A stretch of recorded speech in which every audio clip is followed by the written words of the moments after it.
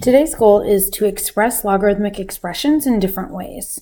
The first one we're going to look at is the log base b of b to the x power. If you wanted to evaluate this, well, we're not really sure how to do that, so let's introduce a variable. Let's just call it y.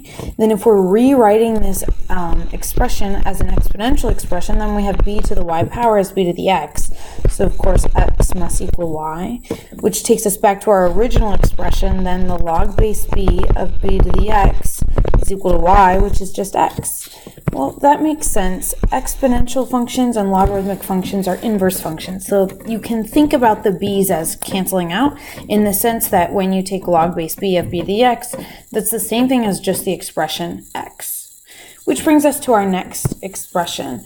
Let's say we want to take the log base b of m plus the log base b of n and express as a single logarithmic expression. So we want to find apply our findings from above. It's hard to apply our findings from above unless the argument has the form b to the x power, where b is the base of the logarithmic expression. So in other words, it's not totally clear where to start, but again, we can introduce some variables. Let's call m b to the x power and n b to the y power. Again, we're doing this so that when we replace m with b to the x power and we replace n with b to the y power, we can apply our findings from above. So this is the same as the expression x plus y. And we can't stop here because x and y are new variables that we introduced. So again, our original goal was to express log base b of m plus log base b of n as a single logarithmic expression. Well, if we're applying the finding from above, our first finding, we can rewrite this as the log base b of b to the x plus y. Seems like we're going in reverse order, like we're making it more complicated than we started, but take a look at this. This would be the same as the log base b of b to the x times b to the y. For example, 2 to the 3 times 2 to the 5 is the same thing as 2 to the 8th power. We're just applying that with variables. And b to the x and b to the y, now we're back to m and n, our original variables. So we have the log base b of m times n. This is called the product rule because you're essentially rewriting the product of two terms in the argument is the same thing as the sum of two separate logarithmic expressions. Okay, let's take a look at a similar rule. We want to express the log base b of m minus the log base b of n as a single logarithmic expression. We're going to use this same sort of strategy of let's call m b to the x power, let's call n b to the y power, so we can simplify out these logs. So we have the log base b of b to the x minus the log base b of b to the y, and again we get these logs to cancel out, so we're ending up with just x minus y. Now let's go in reverse order. Let's put it back into one single logarithmic expression. And now keep in mind that 2 to the 8th divided by 2 to the 3rd would give us 2 to the 5th. So b to the x minus y is the same thing as b to the x divided by b to the y. And we can substitute back for our original variables. This is the log base b of m over n.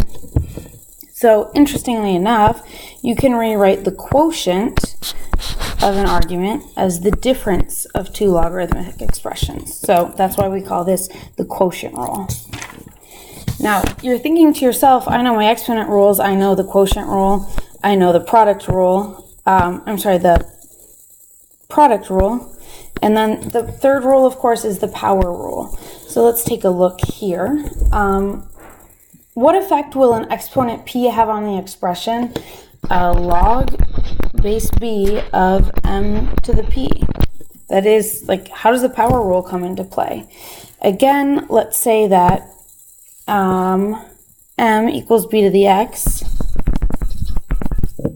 and then we have the log base b of m to the p is just the log base b of b to the x power to the p.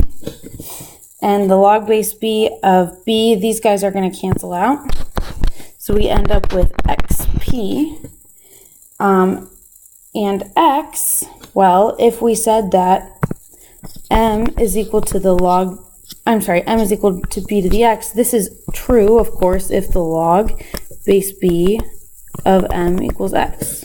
We're just rearranging this original equation that an original variable we introduced. So at this point we have the log base b of m times p, or just in a different order, p times the log base b of m. So that is to say, the power rule tells us that we can take a power of an argument and rewrite it as a coefficient of the log. Okay, a couple more things to look at today. Assumed base. If you see an expression in the form log of a, and there's not a base written here, what do we assume that that base is and why? The assumed base would be 10. This is called the common log. If you don't see a base written, the base is 10. That's because multiplying by powers of 10 is really nice because it essentially changes the place value. For example, if you multiply 5 by 10, you get 50, and you multiply by 10 again, you get 500, and you multiply by 10 again, you get 5,000. You're just moving the decimal place, right? If you multiplied 0.5 by 10, you'd get 5. If you multiplied 0.05 by 10, again, multiplying by 10 essentially changes the place value. That's why 10 is the most common base of an exponent that we will use. And we're going to use that fact in a second. So there's one other property that's really common. We might want to express the log base b of a as an expression using the common log, or base 10 log only. Again, if we don't know how to do that, we don't know where to start, let's introduce a variable. Let's call this x. Well, then we'll know that this is true if and only if b to the x power is a. So at this point, we know that the log base 10, here's our common log, of a is the same thing as the log base 10 of b to the x, using this. And so we learned from the power rule that we can rewrite the right-hand side of the equation as x times the log base 10 of b. So using shorthand, at this point we have the log of a is equal to x times the log of b. Again, parentheses around the argument are optional. I like to include them to really emphasize this x is a coefficient, this b is a number we're inputting into the logarithmic expression. Well, if we divide both sides by the log of b, then we have this equation, x equals the log of a divided by the log of b. Again, this is common log, the base is 10. So we're back to our original expression. The log base b of a, we said at the very beginning, is equal to x, so it must be equal to the log of a divided by the log of b. This is called the change of base rule because you started with a log expression of base b, you ended up with a log expression of base 10. One final thing to look at tonight, what does the expression ln of a represent? Well, this ln is pronounced natural log because the most common bases that we use for exponents are 10 and e. So the natural log of a is exactly the same thing as saying log base e of a.